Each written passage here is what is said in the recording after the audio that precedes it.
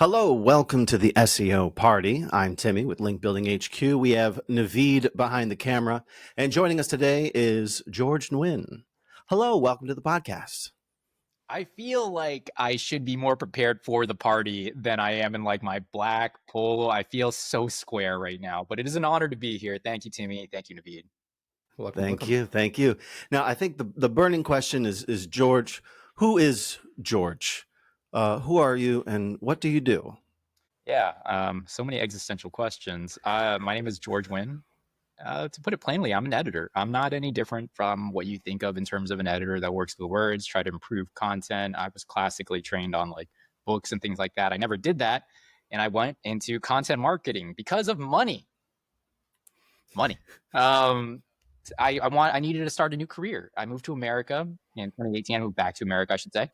And I got into content marketing, but I wanted to approach it from an editorial perspective because I've been working in radio. I liked writing. I liked working with words. And I really enjoy helping people communicate as well as they possibly can. And doing that for brands was a natural transition. Initially, I was at a content marketing agency, had some really big name clients, got laid off, felt like a huge failure. Um, and then after some searching, I realized I want to put all these skills that I've had together from these past careers, teaching, marketing, editorial, worked at Search Engine Land for 3 years, moved over to Wix where I ran the SEO Learning Hub. I helped run the SEO Learning Hub, I should say, for 3 years, lifted the brand in the eyes of SEOs, and through primarily content, education first has always been my approach. And now I'm out on my own. I'm no longer the editor-in-chief of the SEO Learning Hub. I'm just George Edits. It's this new freelance consulting endeavor that I'm trying. And all I really care about truly is education and helping brands better speak to their audience. I find that I can't stand when you land on a website and you're just like, this is just a waste of my time. I feel like we mismanage the internet as a whole. There's a lot of garbage out there. We can do a better job. And we should, because just like our actual physical landscape, it's what we leave to the next generation, right? I don't want to leave this tangle of AI generated content or what. I'm sure we're going to get into that, but like all of this subpar collateral assets, just like this filth of data everywhere. And this is what we're giving to younger people. And like, no wonder they prefer TikTok over traditional search. Is that any bit of a surprise? Okay, going down the rabbit hole. I'm an editor. I think that'll sum it up. Yeah. I work with brands, mainly B2B SaaS. But for me, I'll work with anybody that has a really interesting project, can pay me well enough, or can fit my lifestyle. I think like all of us as professionals are trying to fit into the center of that 3-circle Venn diagram. Mm-hmm. And I just hope to be as upfront as I possibly can be about it. And I hope that that attracts the right people. So that's kind of where I'm at right now. George, you said you moved. Where did you move from? I moved from Korea, born and raised in San Jose, California, went to school there, and graduated during the 08-09 recession, which gave me an excellent opportunity to delay real adult decisions. I moved to Korea. I just wanted to learn another language. I felt like Korea was the best place. It had the most competitive package, and I just wanted to be somewhere I'd never been before. So sight unseen, I went, spent 6 years teaching there, a few years in FM radio, burnt out, got suddenly, let go at jobs, unemployed. I had some amazing successes. I really did the expat life, and I'm really proud that I did that as a young man, because now I'm not really in the space to do that. But it became necessary to come back. And now that I'm here, I'm like, just a lot of people, their reasons for coming home are the same as mine. My mom's getting older. And even now I think about like, oh, I miss being abroad. I miss living abroad. But that's the human reason for all the marketing activity I do, is because my mom's 75. She lives in California. I live on the East Coast. I'm trying to make that world smaller for us. And that's why I'm back in America. That's where I've been. That's where I grew up. That's awesome. Curious, like what prompted Korea, like of all the countries? I studied abroad in Japan. Okay. In the Tokyo area. I had an amazing time, but I felt like I had no freedom. Like everything that I wanted to do had to be scheduled out 3 months in advance. That's just how kind of adult life is in such a busy, hectic place where the trains are always on time. At the time, I wanted less rigidity and more spontaneity. I'm a little bit more mature now, and I appreciate good scheduling. It was easy to schedule this with both of you. I appreciate that very much, and I feel a little bit differently now. But I wanted somewhere where I'd have an advantage picking up the language. Grammatically, Korean and Japanese are very similar, and I spoke Japanese at the time. And I just was like, Korean food's amazing. And those were enough reasons for me to go. Like they would pay me, food was amazing, and I had an edge in picking up the language, and that was a goal from the get-go.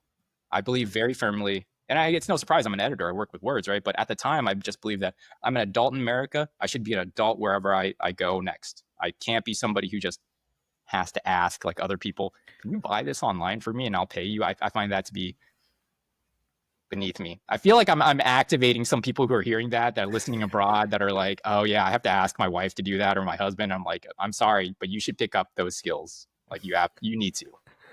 That's awesome. Calling people out. I'm sorry. I'm not sorry.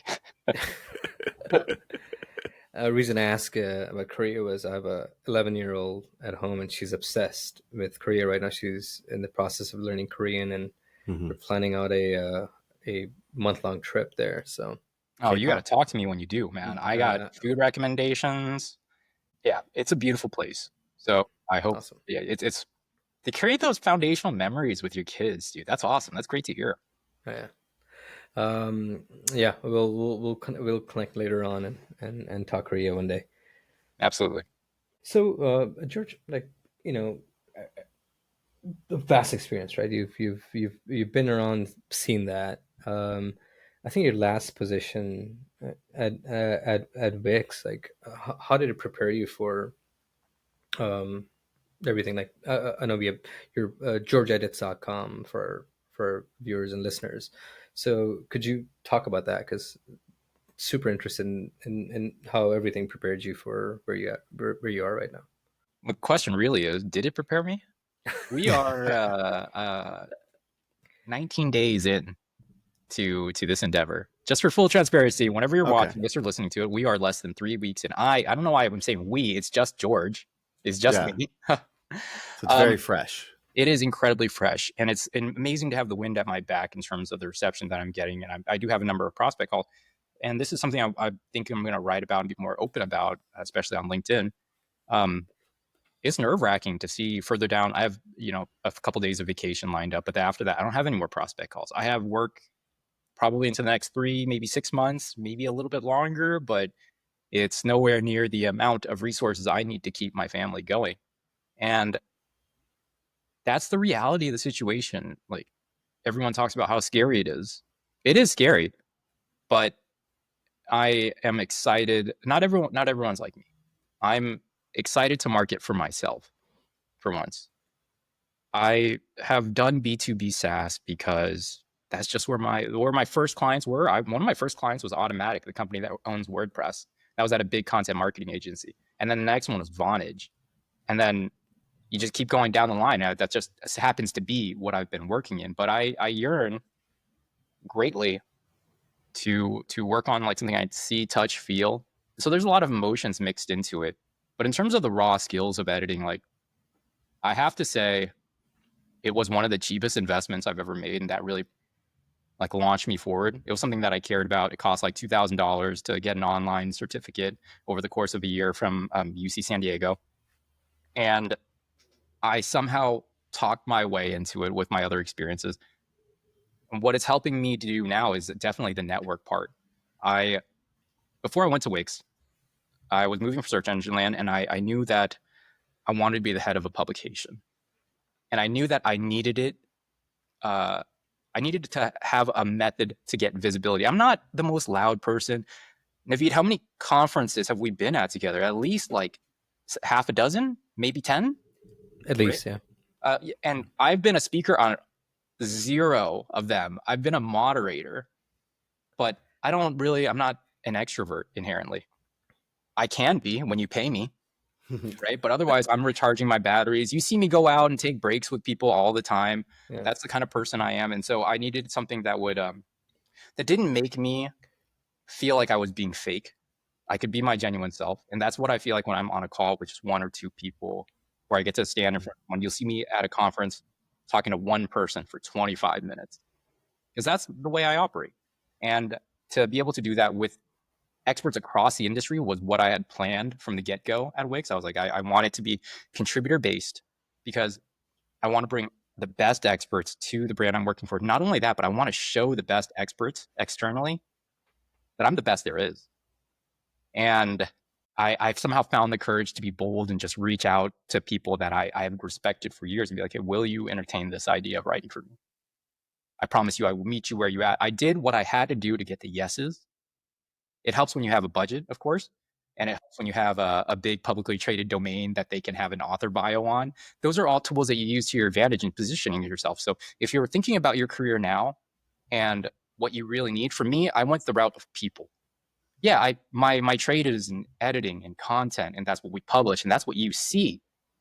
But for me, the person, to prepare for where I'm at now, I needed to invest in people to show them that I could make them shine in a way that they hadn't anticipated. And hopefully that'll be enough. That'll be enough for them to remember me when they see some garbage content online. They're like, you know what you need? You need an editor. I know a guy. Well, I know that person. The grand experiment has begun. Yeah. You know, what's funny is, even though you haven't spoken at any conferences and stuff that, you know, we've attended, but it's been 5 years since I've spoken at a conference. But everybody knows George, which says a lot. So it's an honor. It's just an honor to even be remembered. I get on calls and people are like, how can I support you? And I grew up an only child. Didn't have a lot of that. Didn't have a lot of people showing interest in what I was doing. My parents showed an interest in how I was performing, which is incredibly Asian. Right? Like a lot of people, you're able to relate to that, but to have people actually support me and like say, I'm doing carpentry now during the daytime. I'm trying to get that going. That's cool. And, yeah, like a lot of people say, oh, that's cool, because they know that I need to relax my mind by working with my hands. Yeah. My brother does carpentry, and it's pretty amazing to see the things that he can create like slowly over time. And there's something about that tactile experience where you're like working with your hands and you're creating something tangible, where it's not necessarily a hobby. He kind of does it as like a side business as well, but he gets a lot of enjoyment out of it instead of his normal job. Yeah, it's funny to be I'm interviewing with a brand because I want to be a carpenter there, but they're looking for a brand storyteller. They have a bigger need for a brand storyteller. And it's interesting to be like, yeah, I could do that. But I need to swing a hammer too. It's like, I feel like I'm talking myself out of a position a little bit, but working remote since 2019, I feel the toll that it has taken on me. You can't really see it, but the number of white hairs I have has just gone through the roof, and just spending 40 plus hours in this very red room. If you're watching on YouTube, it's gotten the better of me, and I need to feel like the warmth of a team. At Wix, I had my team was mostly in Israel, and I got to visit them twice and see them on site at conferences, and it was the most amazing experience, because you're shoulder to shoulder people with these people. There's a 7-hour time gap. They're working odd hours at their time, matching my effort. It was incredibly inspiring. But now I need to be in a place where I see people regularly, and that's not going to happen with my editorial business. So I'm really trying to. It's interesting to be like, yeah, I want 2 full-time jobs. I want George Edits to be full-time. I want this carpentry business to be full-time. So I feel like I have no job at all. I feel like that doesn't make any sense. But to me, it sounds like the next thing that I really want to pursue. I've been unemployed before, right? Like I have my own business now, but like that's pseudo unemployment in the early stages. Let's be real. Like that's all that means, right? Yeah. It can essentially just be a very expensive hobby. Indeed. Yeah. And I haven't been without a job in close to 7 years. The amount of anxiety that I felt that time, I was entry level in marketing, and I felt like I had failed my third career in my own home country. It felt crushing. But that's because I didn't have anyone around me. Since then, I've started a community of Asian search marketers on Slack. Since then, my network has grown quite a bit. And even the people I have around me, like before, I was just new on the East Coast, and now I have people here. And this direction feels right, and I don't feel the level of anxiety or fear, which is great because it's a sign that I'm doing the right thing. But at the same time, like I need to get that money going, right? And so that's the concern, like, building out the pipeline, the funnel, doing the things that I know are the right thing to do, and convincing myself that I'm worth it to do it for is scary because I'm not paying me right now, right? I'm not the client. Those are the kind of insecurities that I kind of go back and forth with. And the strength of networking, like knowing everyone, it's not really worth that much unless people actually know you and you know other people. And I feel like people do know me. I got on a call with a coworker that from Search Engine Land, and I was like, yeah, I don't care about marketing as much as I care about education. He goes, I would agree with that statement about you. And to be seen like that makes all the difference. At least at this point, I'm not hungry yet. I'm not like starving and like I'm not in the red. So at this point, just a couple weeks out, I feel good. I feel optimistic. I feel scared. I wonder if it's the right choice. But if I don't place this bet on me now, then I'm going to look back on my life and know that I never placed a bet on myself. Yeah, you gotta take that chance. There's You did it. There's an amazing reward when you risk pays off, and the gratification that you get out of that fulfillment. It's amazing, man. Good luck on that. I'm really proud to know you, and making some brave moves there. It's always been great to run into you at the shows. Like it's just, with the vendors, ones that always show up, you're like, you kind of become like this weird on the road family a little bit. Yeah, true. Yeah, I've always appreciated that. Same faces, see them. We always like, hey, see you on the next one. So. Yeah, and complaining a little bit about your booth placement is always a thing. I've been lucky. I've been very I would say crafty. You're not lucky, dude. You're intentional. Yeah. A lot of thought and planning. I've become crafty in like picking like the right. So I'll give you an example. At Brighton, I snagged HF's booth, which I was very proud of. I went there like first thing, and they were just setting up, and I was like, "Hey, I see a little white blank here. What's that?" They're like, "Oh, this is HF's." It was like, "All right, why don't you put my red dot there?" Nice. Lead everybody to it. Yeah, so. Yeah, man. Shows up early, walks around, scopes it out. And he already has wheels turning about what to do next year, next time. That's what we should be doing. You love your business. Oh yeah. Right. I mean, that's the thing. Up, right. Oh yeah, you have to. You have to get your hands dirty. You have to be there, which is why I kind of don't have to be at the shows. We've created enough presence and do that. But I love talking to people. I love going out there, just showing them what we can do, and just great engagement too. Yeah, with the way you decide to run things. Yeah. And we've been very fortunate. I hope to continue to get to go to the conferences. It's going to be different now because I'm got to pay out of my own pocket. It's going to be a tax write-off and things like that. Well, anytime, all the conferences that we go to, I can comp you an all-access ticket. So anytime you want to go, just let me know. I'll send you all the conferences we're attending right now, and then just let me know. I'll happily. That's really kind of you too.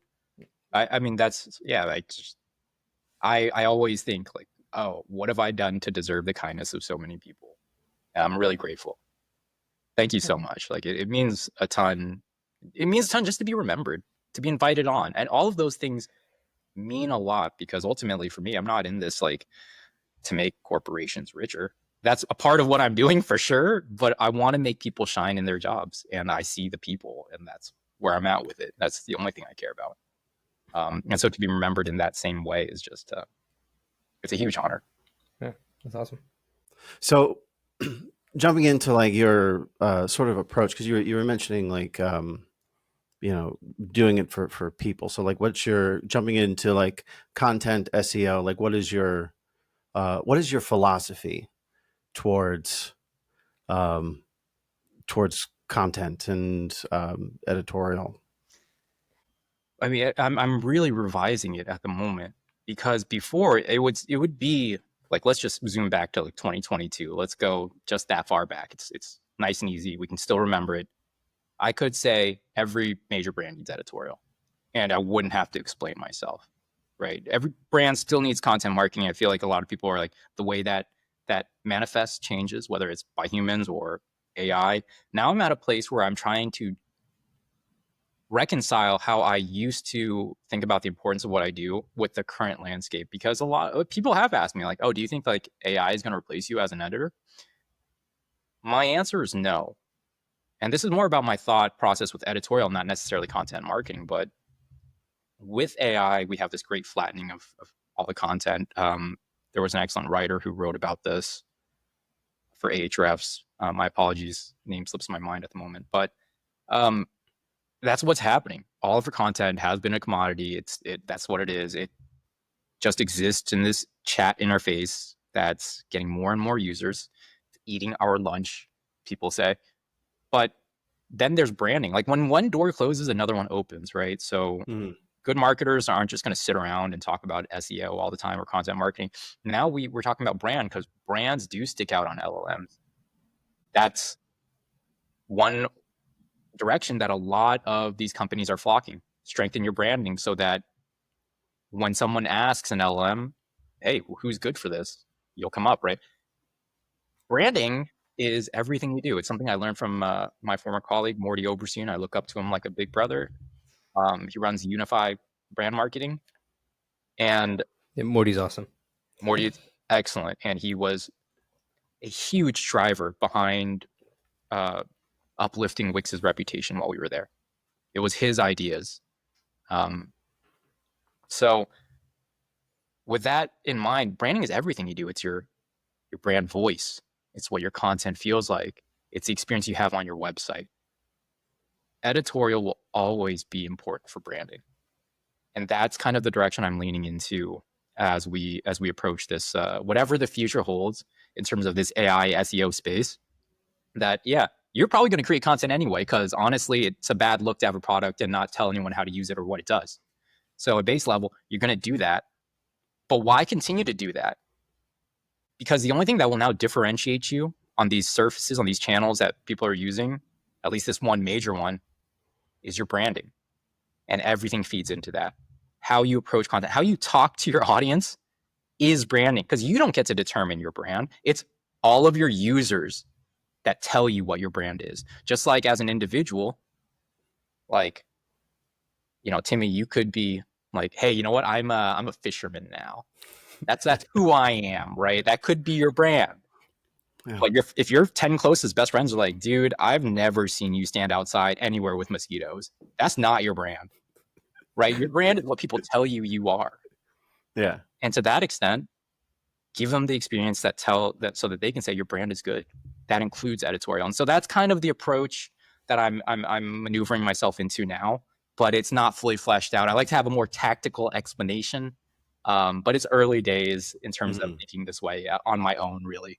I hope that answers your question. It's not like a fully fledged, like, oh, content marketing is this, and this is how I do it, or whatever. I think that the framework, the goals, they all need to change depending on who the audience is. If you're working with B2B SaaS, it's very different from a local home builder and their target audience. And I like to stay flexible, but right now, branding and editorial is where my mindset is at as a professional. Absolutely. We see that as well. I mean, back in our agency days, our advice always to clients were, hey, if you can't tell a story, and your story should be the easiest one to tell because it's you, then you lose that connection. It's like the front door or the window into what you're all about. And if you can't knock that out and be effective with it, then it's you're missing out.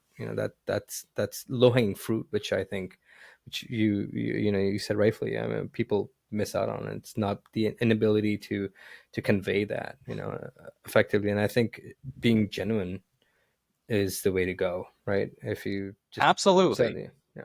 My opinion is always that people are going to find out who you are sooner or later. People are going to find out if you're BS sooner or later, especially if you want to scale, either as a professional or as a company. If you want to scale, that means getting in front of enough people and exposing yourself to them. You're not going to be able to maintain some sort of facade.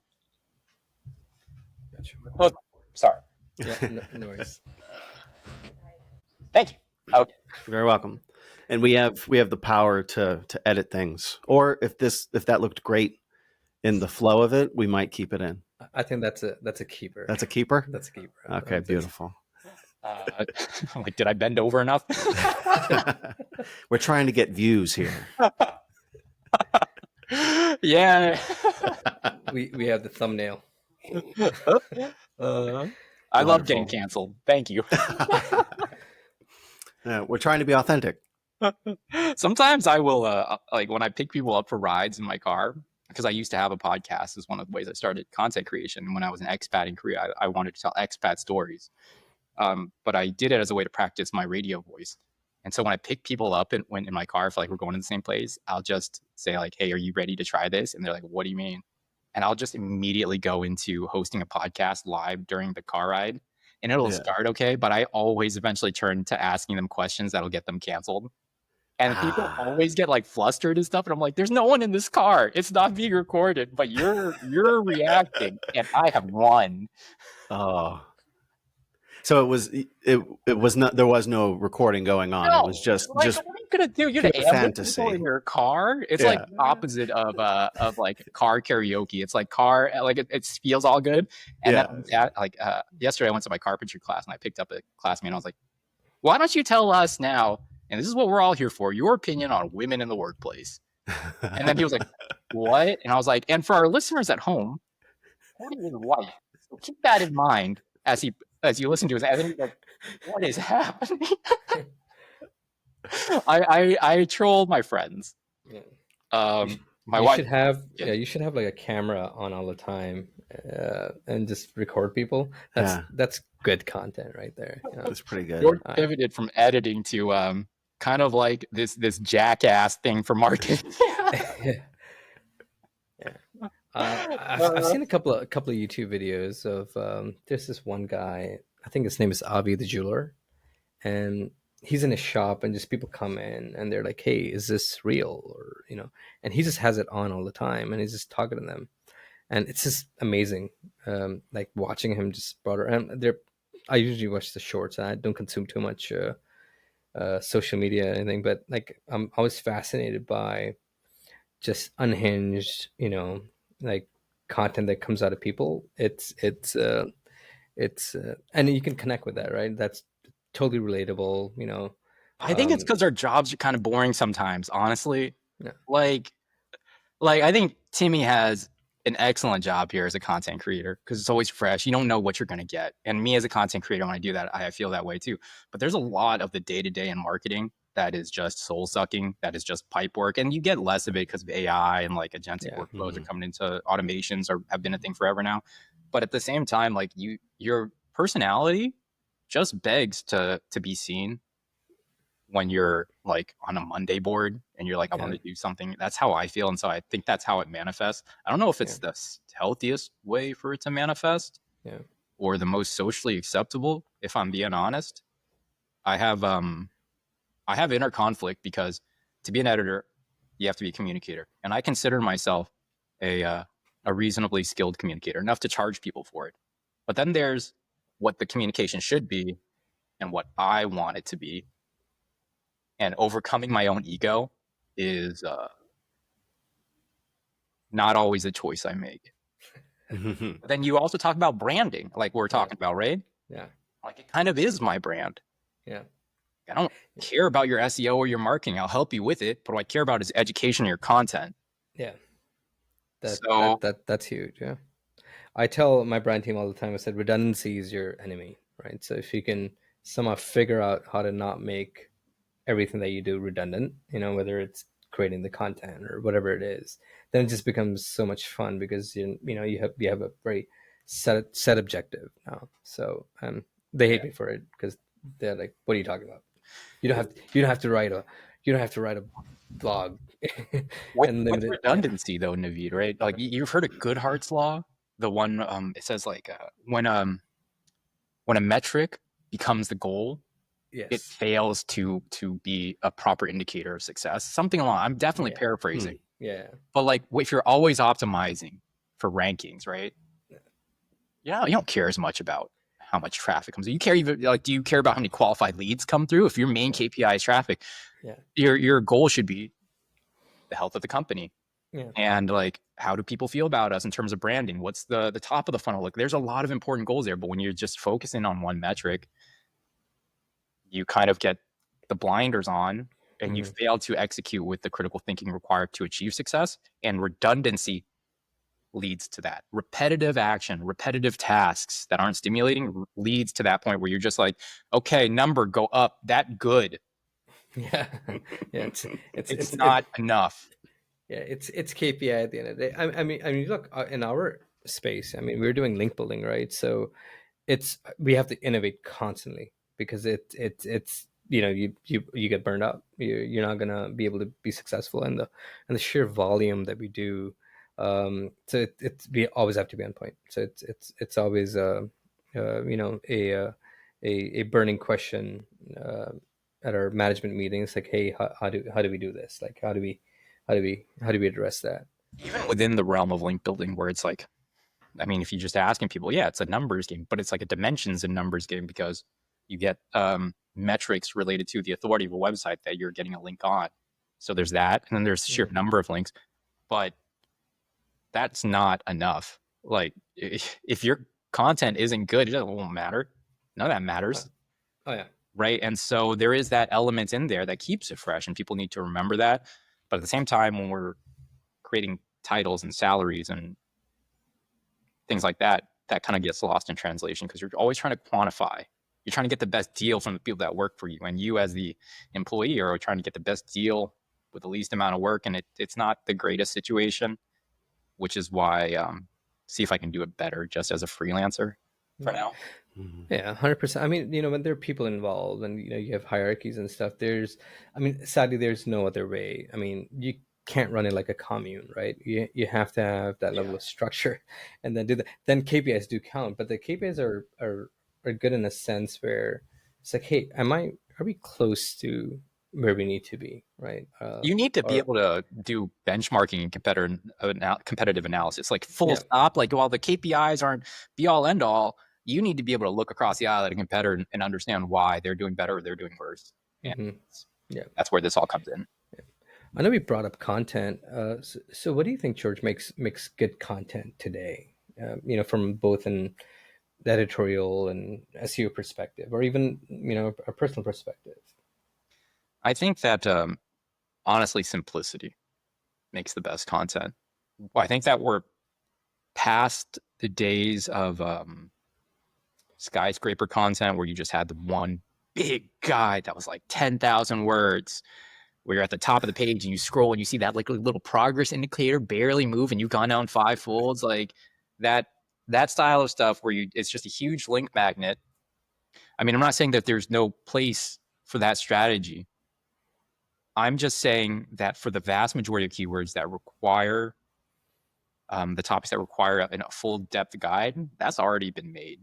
Unless you're talking emerging technologies, emerging products and services, the full guides, they're done. The most established players are there. We know who they are, but what you can do, and this isn't anything new, but like go further with intent. We're seeing even more niche things pop up. And the beauty of that is, like, you can provide all the context in the world, or you could just answer the question. Depends on what your brand goals are, but I tend to err on the side of answering the questions and making everything else more optional, because at least for the way I use the internet, what I want to know now, and I want the option to follow up more later. So I think simplicity is a thing. I think that we've gone a certain way with the idea of EEAT. It's still really important, but you can have that without destroying word counts and creating an amount of content. that no one will read unless they're going to get paid to do it. Right. And so for practitioners, if your audience is like a B2B professional, absolutely, right? Because that education is part of their thing. But if you're just doing B2C and it's a buyer, you really have to figure out where is diminishing marginal returns, because everything is a game of resources and content doesn't come in the same way. It's not just blog posts. It's not just videos. It is everywhere where somebody wants to understand your brand. And so there's that part of it. But I also think now, like I've kind of come into this more conservative place of, instead of creating a ton, let's just create a flagship asset and build out from there. Because you need to have that consistent presence across all platforms that you're at. And you don't want to create a million different things for everyone. So you create one thing in mind and have a distribution strategy to make the most of it. That's kind of where I've been at lately, because it hits the mark of your uniform branding, your uniform message, and you can draw traffic from one to the other. If it's social to a blog post or blog post to a newsletter, it helps you get the first party data. We've been losing, insights left and right over the years, but first party data is still yours. And so I approach it from the perspective of, what does it need to do for the audience? What must it do for the client? Hopefully you can spin all those together. And if you can't, then you have to question, why are you creating content? Right? If it's just for fun or for education, sure, but then you're not talking to me about it in that case, right? And that's the way I kind of approach it these days. Yeah, well said. Yeah. Got to have purpose. Yeah, but in terms of like what actually makes it good or bad, I mean, I'm a huge fan of direct voice, like active voice. Mm-hmm. You've been on SEO blogs where everything is a noun, everything is a gerund. It's just incredibly hard to read. You lose yourself in the wording. I find that talking to people like they're the only person you're talking to makes them feel like you're the only person they're talking to. And that has goals, that has outcomes, at least for what I did at Wix and my experience with my other clients. Talk straight to the person. Double down on whatever situation they're in. Maybe if you're in like, let's say fintech, right, where you have fintech or cybersecurity, where you have different levels of stakeholders. You have the practitioner who might be recommending and the approver. Just don't try to make something that speaks to all of them. Just speak to the one, because that's the one. If someone's going to forward a link to someone who approves a purchase order for your product, and it's only going to have one link on it, it should address exactly the questions that they have. Not everything in left and right, because the second you lose their interest and another competitor pops up, and that's where they're at. You can't afford that. So would you say like, so not just simplicity, but like specificity? Absolutely. Situational awareness for where they're at. Like if you're, chances are, if you're a chain of plumbers, or like a plumbing company, mm-hmm. for certain questions, you just know someone is under their sink when they Google that. Show an awareness for that, right? Make the video super short. Give them the straight answer, because if they have to get up, like it's just frustration. They're already frustrated. Account for that. That's the level of specificity and awareness that I hope to bring to the situation. Righty tighty, lefty loosey. Mm-hmm. But I do particularly enjoy that. I've taken a lot of parts off my car and replaced them with just looking at YouTube videos. It's very, very handy. That's who you're competing as. You may have this amazing content marketing engine. You may have writers in-house, editors. You may have the best people, but remember, you're competing against every channel, every person. If someone else is doing it better, literally anywhere, people will go, because they don't owe you anything. That's the hard part. We spend all this resource and all this money on creating beautiful educational stuff or just content marketing, but the competition is out there, and your your target audience doesn't owe you anything. You have to remember that when you approach content marketing. They don't owe you anything. They don't have to click to the next page. It's on you to make it relevant. And the more audience research you have, it's really easy to say like, oh, get in touch with other people from your company, salespeople and stuff. But we all know that if you work at an enterprise, it's just such an uphill battle, and you have to fight for every step of the way. At a company like yours, where I kind of like know more of the people, I'm sure you have much closer all hands and internal meetings where that can happen. That's great. And that's kind of like why enterprises are great. They pay more, but in terms of working with people, the mid-sized companies are where I think I find the most peace and the most success, actually. Yeah, I can validate that, and I'm glad you brought that up. I mean, like in our like whenever we're creating content, so we have a daily open workshop, right? So essentially, our process is that we have an editorial calendar, and when a writer is like picking up something that they're writing, whether it's for a video or a blog, we do the workshop where collectively we're we've done our independent reviews of it, and then we're just workshopping the script or the blog, and just to kind of get it right, and like getting it direct, like taking the fluff out, like removing the redundancies, being more specific. And I think I'll give an example, like our schema videos. We have 4 schema videos on our YouTube channel. They have the highest amount of engagements because we get tons of comments on them. And majority of the comments are, dude, thank you so much for explaining it to me like a 5-year-old, or like I understand schemas now, because we were like, hey, we know that somebody's searching up like, how the f do I do this? Like, so we took them like a very step-by-step guide, and those videos do the best. I mean, like that, because this audience. I mean, we've been there, Yeah, right? To find out what schema is for the first time, and who it is. That's the beauty, is when you know the audience so well, you can plan for that. It's some junior marketer who's kind of pooping their pants right now because they really want that rich result. As simple as that. And you're like, yeah, give it some time. Even if you get it right, it might not show up. Like, as someone experienced, you have that insight, but you also know what it's like to be panicked and to feel like, how many pages do I have how am I going to get this on all the pages? And then also going to the point where you're like, all right, this is too much schema. Like, I have 8 different types of tag on this one. Like, this is not serving anyone. Like, it's all things that we have to learn, but knowing the audience well enough means that you can create the content, answer the question. You can set them up for the now with the straight, short answers. Set them up with the future, like a section of like, FAQs or things to be aware of as you progress further into your career. Those are the ways I approach that. But yeah, like, it's an interesting place to be. And if you know your audience, I think that there's still so much that you can and you have to do with content marketing. Even though AI is here, AI, what did you fix on your car, Timmy, when you're watching those YouTube videos? What was it? It was nitrous? Canister pulse valve? I've never heard of that, but I almost something. It was something along those lines, right? Like, when you're in there, AI might tell you how to do canister purge valve. Was it a comfortable fix? Was it easy for you to reach in and do it? Or was it like you kind of had to contort yourself?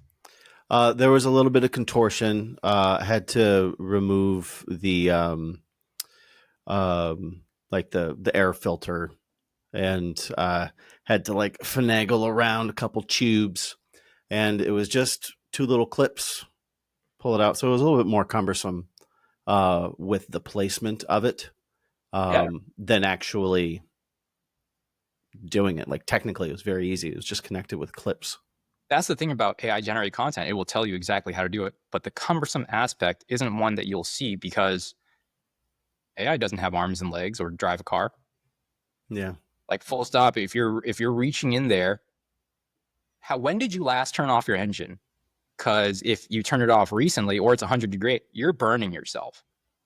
Yeah. Right. If it's a wide hole, then it's like, all right, great. You can reach in there.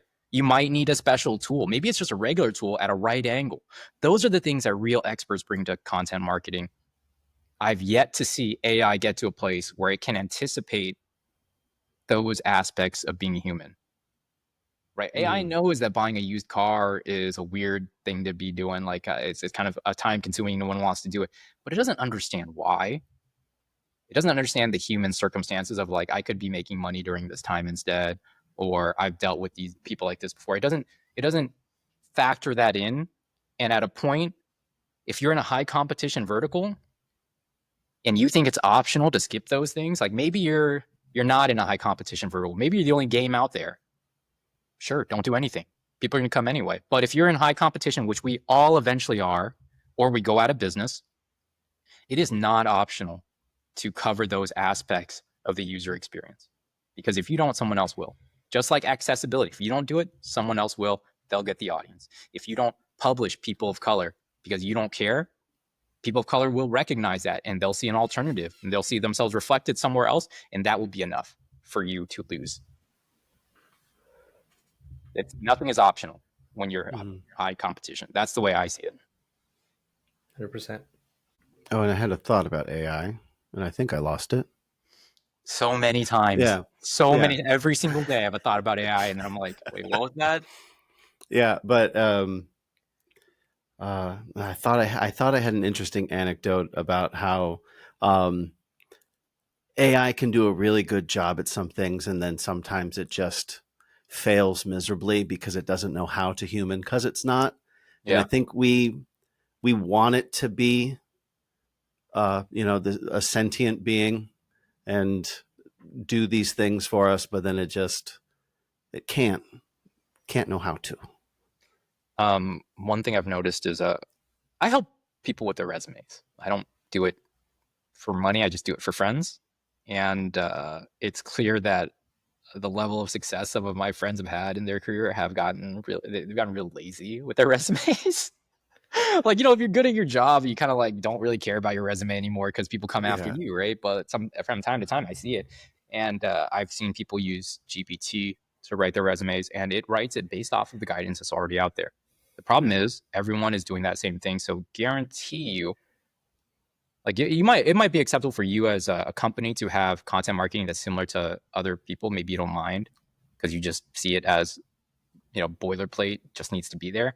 But in terms of a resume, the level of investment that you have personally is totally different. And that alone says you trust GPT to write your resume and to submit it, to represent you for an opportunity that determines your family's livelihood. I know most people, like some people might do it, but they're definitely going to edit it. They're definitely going to change it. They're going to put their own time into way more time than they spend generating it or prompt engineering it.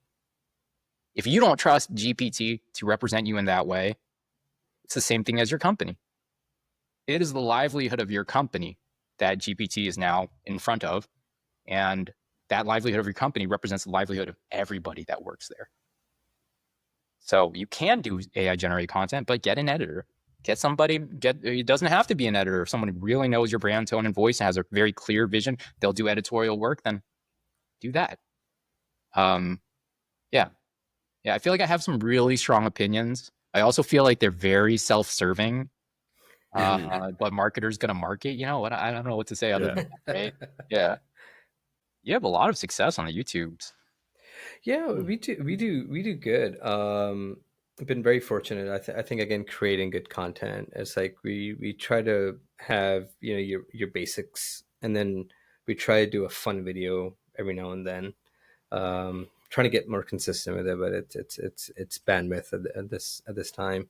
But yeah, we've been knock on wood. It's been super nice. We want to do better.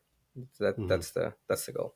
So good to hear. Do more, be better. So jumping back into some of our chatting about content. What is your approach when editing, like a very messy draft, or if there's content that's underperforming? This is like a much clearer answer, thankfully. Nothing like nebulous pulled out from my soul. First thing I do when I get a draft, let's assume it's a fresh draft, for the sake of simplicity here. If it's a fresh draft, I like to get in at the outline stage to make sure that you want the best ability to rank, and that happens at the outline stage, really, to make sure that you're covering the topics in the order that you need to as a brand, and being encompassing all the aspects, right? Sometimes your experts or your freelancers, they're not going to understand that.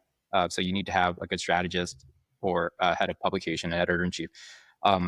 Then once it's approved, I usually have people write it over the course of 4 weeks. Sometimes people do it faster. Sometimes people take 3 months. But when you're working with professionals, you work to their timeline because they make way more money per hour doing their jobs than writing the content for you, for the most part. So consider that. I get a draft. I'll create a copy of it. And that is my personal copy. No one else has access to it. It's because the things I write in it are for me only. That means that sometimes you get tired of editing people. And you're not the nicest. Those need to be inside thoughts. Yeah. How I make sure they're inside thoughts. It's a part of the process. It is a part of the process. But the reason I do this isn't so like some sort of catharsis that I need. It's you need to be able to label the functions of sentences so that you can understand where each thing's performed. This is a segue that tees this up. This is a transition that leads us into this next topic. This substantiates the first claim. Sometimes I annotate sentence functions to have a better understanding of mechanically how this flows. I will also make comments about what is needed. Essentially, this is a scaffolding around the draft that I'm building. Then I put it to the side. The next day, I do the actual edit. The actual edit is the copy that the contributor gave me. And I'll go through it all again, fresh eyes, line edits, everything. That's like the easy part of editorial, turning a sentence from a noun into an active voice verb, things like that. The mechanics are easy to learn. However, line edits are, you have blinders on. You're only thinking in terms of one sentence. It's like thinking of a 100-meter race. You're going full out from the start. But what if at the end of that 100 meters, there's 400 more of those 100 meters? That's what you have to think at scale. And that's why the first private copy exists, because I can get all my thoughts out in a way that's referenceable later. So I have the line edits when I'm working on it, and then I reference my personal copy later to add in anything else that I omitted that might be a structural change, like this section needs to go here, or anything else like that. So by the end of it, I've covered 360 degrees, not just the grammar, the mechanics on a line level, but how the entire thing reads and flows. That's more or less it. My changes for 2,500 words, I'm the kind of editor that'll go like 400 plus suggestions. I get in there. It takes a long time. But the quality has been there, as evidenced by what we were able to do at Wix, at Search Engine Land, and for my clients now. And it's what I call like the full George. I grew up an only child, so a lot of stuff just has my own name in it. Okay. But I mean, my company's called George Edits. So yeah, if that's the way I get to do it, if a client asks me, that's the way I prefer to do it. It means that from the get-go, I have control over the end product. And there's only so many ways that the writer or the expert can go wrong.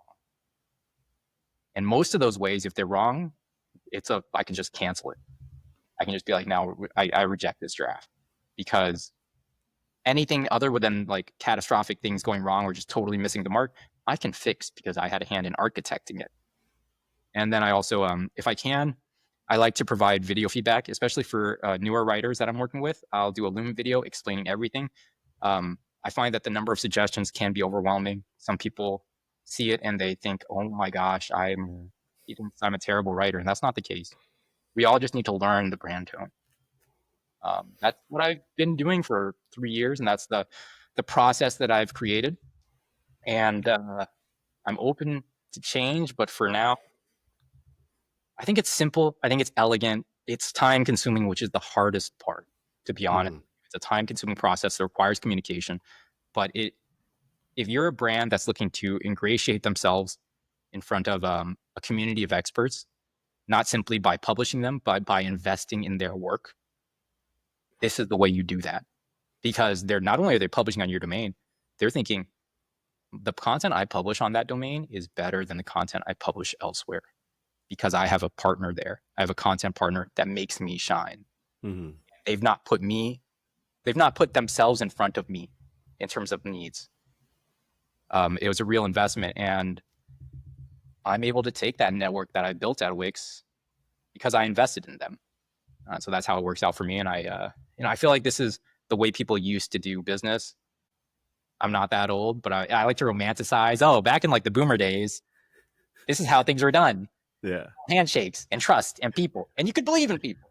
And maybe that's all a lie, but that's the way ideally I would like to go about it. And when I get the chance to, that's what I do. I feel like it's the most right way to do things, the most square, fair way to do things. Are there any common mistakes or pet peeves that you see again and again? I'm sure there's got to be some. Dude, no one in this industry. Let me walk that back. You can keep it in the recording. The vast majority of people in the SEO industry cannot write an introduction or a conclusion to save their life.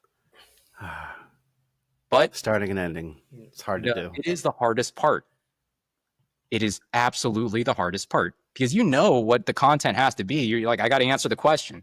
The introduction can't answer the question. I can't give it up that early. The conclusion, I've already said everything. But when you get to work at scale as an editor and you work across so many types of content that need that, you kind of learn that everything falls into a template a little bit. Like you can remind people of the mindset they need to be in when they do this. You can remind them that whatever you're teaching them, if it's a workflow, it's not set in and forget it. You need to revisit every 6 months. You need to re-audit your site. It's not like you do one site audit, it's over, right? You need to keep up with those changes. If it's in terms of, there's a lot of regulatory shifts, and we can expect more of them, especially in the EU with regards to accessibility and monopolies, right? Sometimes if that affects your audience, that's the introduction. You're not here reading it because you want to read it. You're here because the government is making you make a change, and you need to do it well, or you're going to either lose visibility or be litigated against. That specificity that you have in the content for its audience has to manifest in the introduction, or you're just going to lose them. Why even spend the words? I 100% agree. I have a general rule. If I read the intro and the first part of the segue, and if it's not there, I'm not reading the whole thing. I was like, hey, you lost me at the intro, or the intro is not the, and I think the biggest mistake people make, and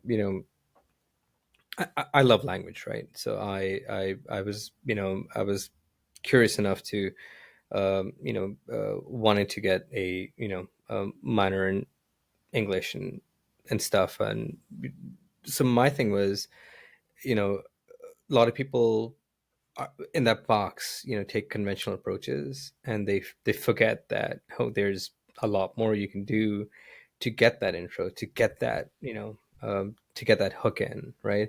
And if it's not interesting, or if it's not even, it doesn't have to be like philosophical or like creative, if it's not serving the purpose.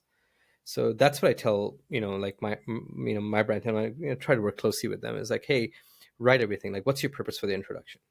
Like, and it cannot be serving what you're trying to do. It could be something else. Your purpose for the intro could be, I just want to get them interested enough to read what I have to say next, right?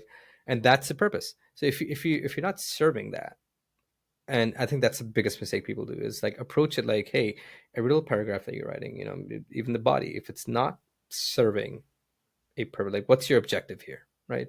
If the objective is not met, then you've not done your job. It's never going to satisfy the reader. So that's the editorial approach that I always have. And the same thing with the conclusion. I said, you know what? Sometimes you don't need the conclusion. Sometimes you're like, hey, I've presented everything to you, and then now you can F off. Yeah, there you go. Yeah. Sometimes you just need to end. Yeah. Done. Yeah, exactly. So that's I think where it motivates. Like, we did a video, and it was like we couldn't figure it out. So it's like, hey, why don't we just have gag, and at the end of it, Timmy drinks a bottle of whiskey, right? And we did that, and it worked, and we made that a teaser, but that was our intro. I was like, how am I going to get them engaged? Like, my purpose is, because the body of the video was boring itself. I'm going to admit it was, but I was like, hey, how can I visually make this interesting enough, and then do it in the body as well? So in the body, like, we had penguins fighting in the background of that video. Just as a joke. I was like, oh, Timmy's just standing there, just one location, just appears out of nowhere. And then, but I was like, hey, and then we had to have purpose for those penguins. They were kind of like, how do we make that work? And that was the approach, and that video was successful. People were like, hey, dude, like, as boring as this was, the video was bearable. Just because you made it work. So that's video, Timmy. It's the nature of the content. It wasn't your video, of course. Oh yeah, of course. Yeah. It's a dry subject matter. Yeah, it is. Oh yeah, it was very dry, and just having interesting elements that helped keep some kind of engagement without it being distracting to what's going on, but also you don't feel bogged down with all these words. It's such an interesting art to craft the introduction to anything, because what is literally happening, depending on what the query is and what the need is that the customer has a context, the audience has a context. You're either walking into that context or you're creating that context. For you, with let's call it a gimmick, like a gimmick at the beginning of the video. Yeah. Mm-hmm. Not to be disrespectful or anything, but I have a gimmick, right? Like, that's exactly what I call it. So we need a gimmick. Yeah. It allows someone to walk into a context that is different than they were expecting. And that's the same feeling as sitting at a desk from like 8 a.m. to 3 p.m. realizing you haven't had lunch. Then the first step outside, someone puts like a lemonade or something, and you're like, what is this? Yeah. Right? That's what you're doing, isn't it? 100%. Mm-hmm. That's the beauty of it. Like, there's what I see is another common pitfall for brands is like that becoming so formulaic that you put branding first because it's important, but also the branding becomes formulaic. You get all the same intro elements. People know what you look like, but are they excited about it? Are you still expressing that critical thinking in terms of your content? Or are you just prioritizing scalability?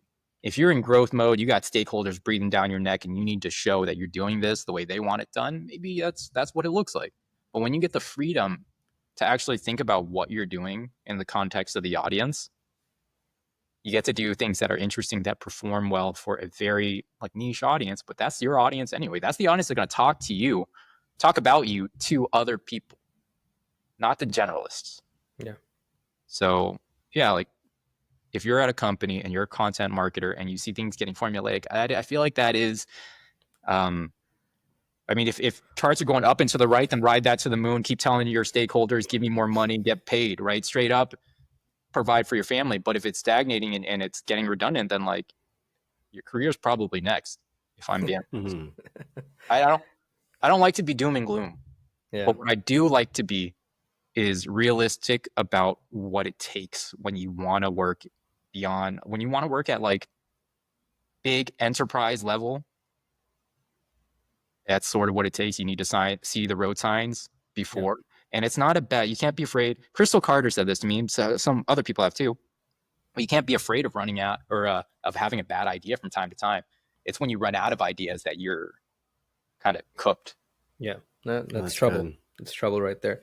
George, I saw your podcast with Azim, and I think it was fantastic. I think, and shout out to Azim. I think he's wonderful. Azim is a leader. Oh, he is, and I love that guy. And you talked about inviting diverse voices into your work, which I found that really interesting and admirable. Like, how did that become part of your editorial mission, if you will? You're a person of color. Yeah, of course. Yeah, I mean, like, just like, I don't have to answer you, but I'll answer the question for the audience, right? Yeah. I'm a Vietnamese guy. I live in New England. My first time I was laid off, I didn't know anyone here. I'd only been here 8 months, and every one of my neighbors was just like white and from New England, and they were nice enough, but they couldn't connect with me. They had families, they were older. It was an extremely lonely time. I didn't have any Asian friends, any Vietnamese friends. I speak like 3 other languages that I don't get a chance to practice anyone with. And so I actually don't have memories from that time period. I was just applying for jobs. But that loneliness stuck with me because I had identified something that was holding me back. And then, getting to work for Search Engine Land and hosting the SMX conference, being on stage in front of everybody, I'm like, there's like 3 other Asian people here, and they all come from mainland Asia. And they all know each other, and they don't know me. And that was part of, I just didn't want to feel lonely. Mm-hmm. Is I think the core feeling everyone can relate to. But from 2018 to, I would say, like 2020, there was a huge focus on female voices and equity in the SEO space. Should have been there from the start. Shortly after that, people were more like, I don't want to be on the face of like a flyer for a conference with 18 white guys. Like, people would actually start saying no to those things. And I'm like, oh, this is the time. I felt quiet about it because I didn't feel safe to stick out. I didn't feel safe to embrace who I was in front of everyone. I didn't know if it was okay. But when I got my own publication, I was like, I really want to try this because I know the experts that people are saying like, oh, there's not enough people of color experts. And I wanted to prove that you're wrong, that you just didn't try. It's personal for me because going up through marketing, and especially at the associate level, I didn't see anyone that I could relate to that was my senior. And when you don't see that, it kind of says to you, there's not a future here for you. And when you know there's not a future, there's an amount of scarcity, an amount of fear with who you are. And I didn't want other people to feel that. I wanted them to have heroes. We all have mentors in this space. I can rattle off 3-4 people that have been extremely, like I said, Morty Oberstein was like a big brother to me. I mean that. There's so many people. Barry Schwartz, Greg Sterling, Azim, so many people out there that are leaders in this space, and they do it in their own way. And I wanted to show that. Not only that, but I wanted to say that, the last few years, the SEO industry got a lot of crap from publishers. Like that Verge piece about how we're all snake oil, all that stuff. Yeah. I don't know a single marketer who is in it for those reasons. I know of them, but I don't know any in my, and I know hundreds. Yeah. That's not why we do this. And so I wanted to reclaim these are big, lofty goals. But I figure if I had Wix at my back, why not shoot for the stars? I wanted to reclaim the narrative of who we are as professionals and what we represent. And I wanted to do it in a way that said to other people, you might not have a college education. We'll still accept you. You can still earn a good living for your family. I have a 4-year degree. I have 2 4-year degrees. I don't do anything with them. Economic, international relations, I've never used them. It wasn't necessary. And I think about like the debt I have incurring with it and like the opportunities that I have through editing and SEO. And I want everybody to be able to experience that, especially people who in places where this could easily be the best thing that ever walked into their lives. I think about, and this is the real reason, Naveed, I think about my mom. She came as a refugee and she embraced working minimum wage on an assembly line in Silicon Valley when minimum wage was like reasonable for standard of living back then, but she wouldn't have chose that had she had better educational opportunities and more role models and people that look like her achieving. If we don't see that, then we have a confidence issue. When we have a confidence issue, we keep ourselves down. Yeah. I can relate, and which is why I wanted to bring that up because it's great championing that perspective and having that goal and it's yeah. I mean, I'm very optimistic. I'm optimistic in general as well, but I see a good inclusive future ahead and I mean, people like us, that's it. That's what we have to show for, right? So I get all the time people come up to me and they're like, they look at our booth and they look at the people there, and they're like, and they're sometimes they're competition. They might be from India or Pakistan or wherever, and they would come and they're like, "Oh man, this is amazing to see this," because you're giving me, a boost confidence to be able to do that. And lo and behold, one of them, that kid who came up to me, had a booth in Brighton last time we were there, and he came and shook my hand and said, "Hey, you inspired me there." So I was like, oh, that's awesome. So it makes, yeah, it's very fulfilling. And you know, I know it's hard for majority to relate to that unless, you know, they come from our background, but it's yeah, it's great that we can voice that, you know, especially, you know, on platforms, and you have companies who support that and channel that as well. And If you are listening to this and you're like the whitest of white people, I say that like kind of, I'm smiling right now because my dryer has a setting that says whitest whites, and I'm like, when was this thing made? Like my washer. Anyway, like I just laugh at it, but like I know this can be hard to relate to for the majority of people that are listening to this, probably. But what you can relate to is seeing somebody like you, a younger version of yourself, seeing that you achieve something and that emboldening them to achieve the thing that they want to achieve too. And to know that you played a role, even though that you were just doing your own thing and it had a positive outcome. That's the kind of work, I say this often, this is the kind of work you take with you to like your grave. You pass away happily because of the impact you made on the world. It's not the entire world, but it's the world that like in your immediate vicinity. Yeah. And like, yeah, I published hundreds of articles. I've written hundreds of articles. None of that matters to me. It matters to my clients that I have experience. But what matters to me is I showed people that we didn't have to fit into the box that we thought we did. That I was able to, you know, like donate a little bit of my earnings to like a domestic abuse nonprofit. These goals that I had set in mind, you don't really feel like you've ever achieved them because the problems that exist that you want to solve, they still exist. Still exist. But when you get that payoff, you never want to stop doing it. You never want to stop representing for the people that need you.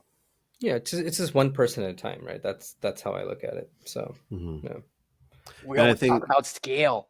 That's the thing. As marketers, we talk about scale, but you and I, we know that this is a hearts and minds battle that is one person, one conference organizer, one enterprise person at a time. It really is. Oh yeah. I mean, look, when we went to conferences, people didn't take us seriously. I mean, both the organizers and they're now, I have great relationships with them. They see that what we're trying to do, and you know, I think part of that comes into having that intention, you know, and makes a huge difference. Timmy, you were saying? Yeah, I was just saying the importance of having like meaningful goals, where how if you're striving for something that's worthwhile and eventually achieve it, but even just like the process of moving towards a meaningful, worthwhile goal is, for me anyway, just like a marker of success. So as long as you are doing that, you are moving in a good trajectory to where you know, you'll be happy with your life because that's getting something out of it. And it's unfortunate that sometimes you'll talk to people who don't have goals like that, and they can be a bit aimless, and that's really unfortunate. And I think if we can encourage people to discover what their goal should be, like I feel like people would just be so much more fulfilled. Yeah. I want to like to add on that, and one other thing that probably didn't say this very much when I was actually running the Wix SEO Learning Hub. You can always take something the wrong way, right? But honestly, part of it, I got on for almost 100% of the contributors. Some of them were co-marketing initiatives, so I had to work with them regardless. But for 90+% of the contributors, I got on a 30+ minute call with them the first time to tell them exactly what my workflow was and explicitly state to them that the reason I work at the Wix SEO Learning Hub is to further education and to promote diverse voices. And I made that explicit. And as soon as the study started coming out, we were the most diverse publication 2 years running. And then I left, so didn't get to that third one. But you know, we had 50% people of color, and I was proud to bring that up because I want to know that the next person that I'm bringing on to write, whether they're white or not, didn't matter, that they had to buy into this goal. at least enough to sit here, look me in the eye, and tell me that they were buying into it. They didn't have to champion diversity themselves, but they couldn't, roll their eyes at me when I told them. I needed to know that at the very least, you were some level of ally. That's my own personal ethics, and I was able to get away with it. I think that everybody also kind of like wants that for the world. Like, you want to push things in a better place. You want to know the people that you're working with are worthwhile people. And this was one litmus test that I just decided to implement. And I would say it worked out great. My partners, my content partners were amazing. My writers, the subject matter experts, many people I wrote with again and again and again. And that really decreased the workload in terms of efficiency, like constantly having to onboard new people. That happened less. The quality of their writing increased with more exposure to my editorial style. It does have good outcomes because it filters your pool, and it gets you in front of the right people. You want to attract the right people. Those are the people that are going to make you successful, and it's important for your brand tone. So that was another reason why I did it. That's awesome, man. That's amazing and admirable. So we're running short on time, which and I think we can talk to George for hours and hours and still not be done. Yeah, we've spent so much time. So let's wrap it up. I always like to ask a couple of questions that me and Timmy always like to ask, so that the viewers and the listeners, they have something to like take away with. Any favorite tools that you swear by for being productive and efficient? I would say that I use all the tools that like pretty much everyone uses. I'm pretty boilerplate there, but I'm finding that I constantly have to reevaluate the capabilities of various AI platforms at this stage. And so more important than any like one tool for my trade is editorial. The person listening to this might not have that. Like, I don't use Grammarly or anything. All that stuff is in here. So for my trade, it's what I've learned. But you do come to a point where you're repurposing content, you're creating from this podcast, you could easily create a landing page of takeaways. AI is going to be better for that process than a human editor or a human writer, at least initially. And then you get the editor in there. Those capabilities initially, like in 2024 early on, I just was like, no, we're not. This is a waste of my time. But the way some newer companies have really pushed the capabilities, including Google, I've seen AirOps do some impressive stuff. Yeah. Oh my gosh, you need to stay on top of it because this will save you time. If your bread and butter is content and you need to find new ways to work it, new angles, the platforms are just constantly improving. And so I'm still very disappointed in some sectors. Like, you can't tell it to make you an 80 character title. It can't count the number of characters. I don't know why. That's But then for other things like vector embedding for SEO, we had a webinar on that a couple months ago for Wix. Mike King was on it. He explained it very well. I was able to create almost an entire article just based on that. It barely took any revision. I added my own like little expertise and context to it, and it was ready to ship. I was blown away. And so I look forward to being in a place where, you know what? As an editor, I can do what I need to do for a brand at like even better. So there's just that aspect of it at this point, is constantly being aware of the quality of the service. And if you have a vendor, like, you're constantly going to be talking to them and reviewing. It is a pain because there's so much competition out there right now. But I think that if content is important to you, embrace it. Get on board. Nothing will ever be the same again, but you can do more now. So awesome. Yeah, I don't really know. It's hard for me to like be super hyped about AI. But I'm also like an editor, and it's sort of like this weird zone. But I am looking at it as a new tool for productivity in a way that it just hasn't been up until, I would say, like last 6 or 8 months. In that time, it's changed immensely. Totally get it. Yeah. Oh, another thing. There is a tool that I like to mention. It's not really a tool, but Google, Calendly.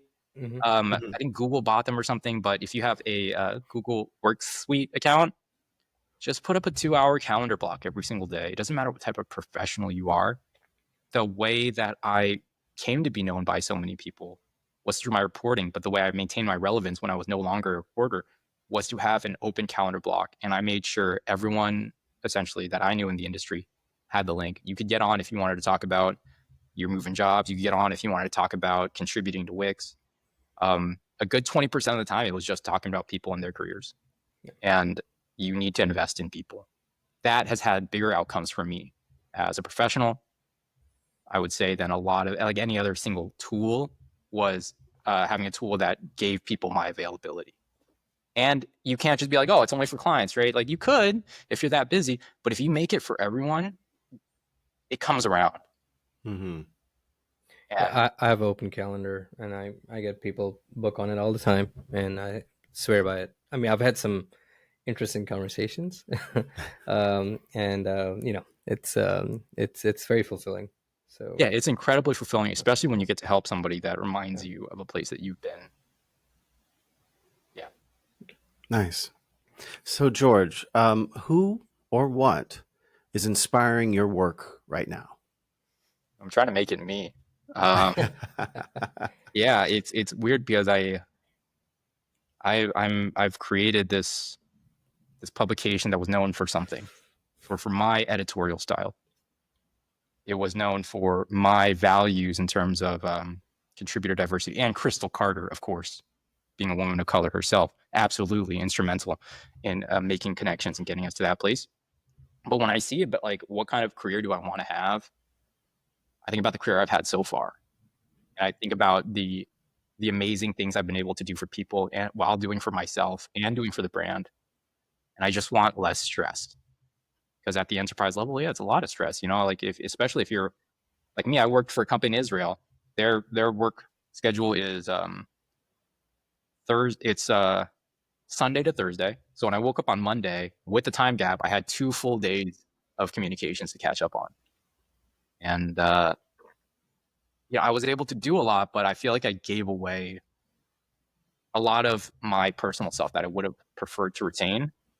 And I'm thinking about the highlights that I've had over the years and what drove me to achieve them. And I want to remember, I'm not soft. I still got it. Like that guy that did those things, that was like, I don't care what anyone else is doing. The guy that had that conviction, because as you go older, you lose that grit. You get, especially with the more success you get more comfortable. And I'm constantly asking myself, am I that guy anymore? Or am I George, sit back at an enterprise and just kind of like wait till retirement? And now that I've left, like I'm not at where I was, and I'm trying to start all these different things, I realize like, oh, I have to be that guy again. And I'm not trying to set up for a couple years of success at a company. I'm trying to set up for the next 20 years. And if I don't do it now, yeah. And there's a lot of me back then that just didn't care about the details, that just wanted to make it work. And I need an element of that now. And I also, every single person who's done it on their own. Naveed, you know, Morty Oberstein did his own thing. I saw him, and that was immensely inspiring. There's so many people that I've talked to. Mark Williams Cook from Candor, and also asked, he was like, yeah, I work here because no one else will hire me. I don't feel like I'm employable anywhere else, but I have to work for myself. And I wonder, am I that? But to see people take their skill sets and then to be like, yeah, I can do this. I can put food on the table, and I can be at the top of my game. I'm not just interested in providing a life for my family. I need my own level of success. And so I'm just walking in the same footsteps of everyone else who's just decided to leave like a good thing for something more realistic for them and more aligned with what they want in their lives. And that's kind of what I'm really going towards, because at this point I need to have hope in what I'm doing. And past me and a lot of my friends that have made it are hopeful people. I mean, you've been around for a while, so we're not in the same space. You know, you have employees, but I see it, and it's hard work to get there. And I'm trying to remember that I'm not afraid of hard work. Yeah. And also, there's like literally, there's no choice. Yeah, I mean, look, I can very confidently tell you if there's somebody who can do it, it's you, George. Knowing for you, I know we've known each other for a very brief period of time, but it's I've gathered as much. So good luck with all that, and really rooting for you, and hope to have you again. I mean, there's a lot to cover. We had tons of things that we wanted to ask, but we'll talk about that afterwards. So thank you for this. Yeah. And then just to wrap it up, George, give us a shameless plug. How can the people find you? All right, let's try to do this. If your content's not that good, or you have a client and you're like, their content doesn't read that well, I'm pretty good. My name is George Nguyen. You can check me out at georgeedits.com. There you go. Nice and simple. Wonderful. All right. Yeah, that's it. That was our episode. Thank you for watching, listening. Make sure you like, subscribe, all that good stuff. We'll see you in the next one. Thank you. All right. Thank you, George.